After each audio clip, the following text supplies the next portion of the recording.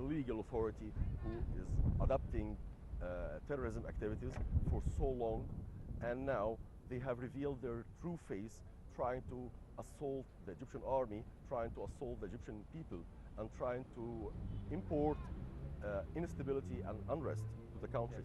Yes. So back to what's happening in Sinai. It's a group of affiliated. Before you head to that, I think I agree with you that the part that we also should start mentioning North and South Sinai instead of speaking about Sinai at large, because this will give the difference between how this is calm and how this is having really serious no operations. comparison at all, actually.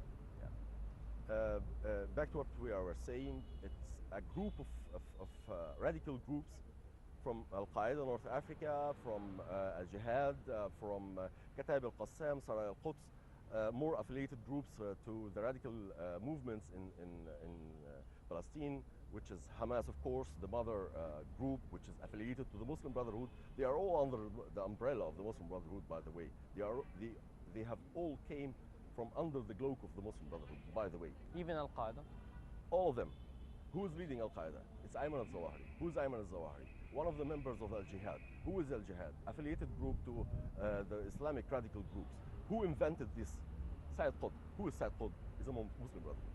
As simple as this. So that's the connection.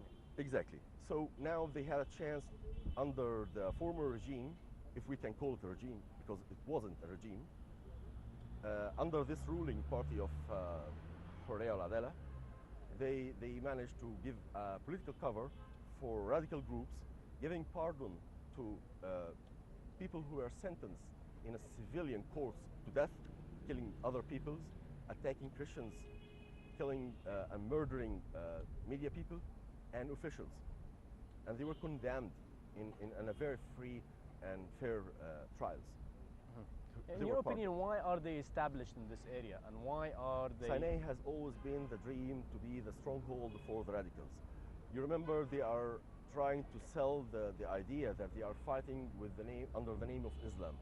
And fighting under the name Islam will never be completed unless you are fighting against to free the occupied territory of Palestine. Yes. And this has always been their dreams. So now they are trying to take this place as stronghold.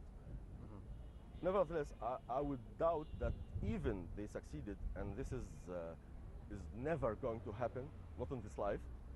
If they did, hypothetically, they will never pull one trigger against Israel, because they have never did this.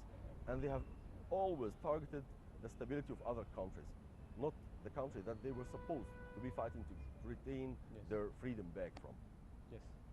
So do you think they are controlled somehow towards other interests?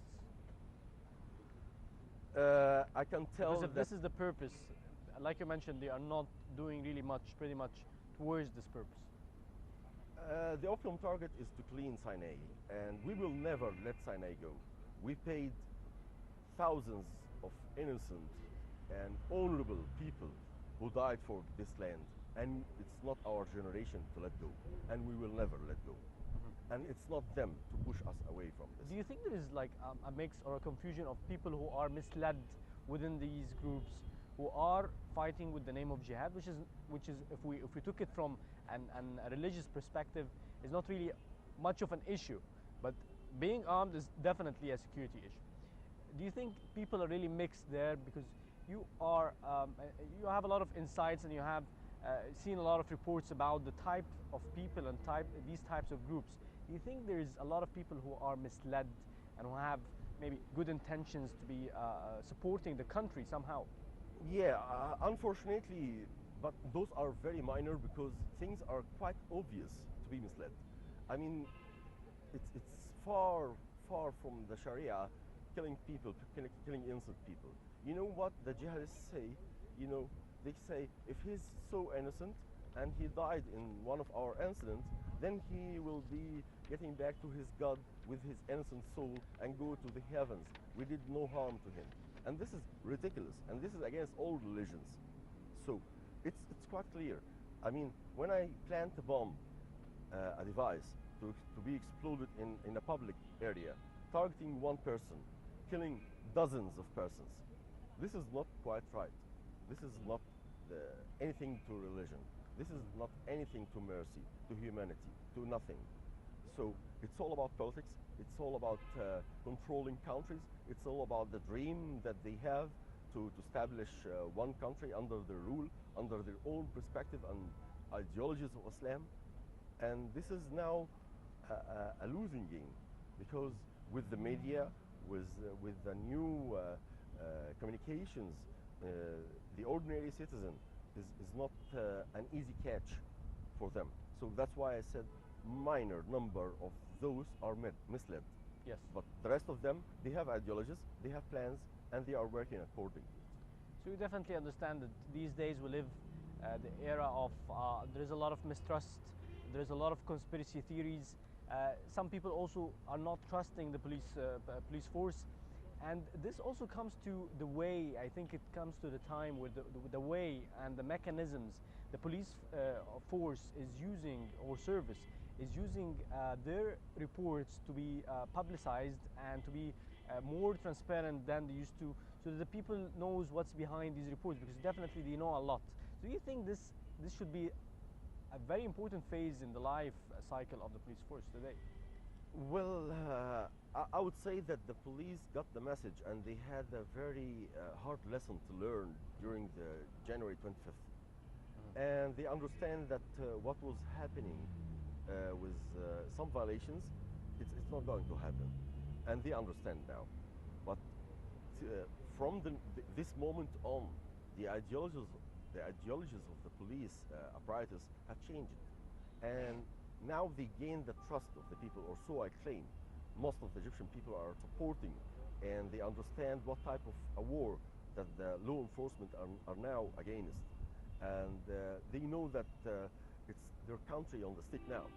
It's our lives, it's our children's lives, it's our future against those people. Now everything starts to be revealed. The aggression coming from their side, killing the mass killing of ordinary people, and targeting and terrorizing people. It's a clear message that pushing the ordinary citizen to support the police during this fight.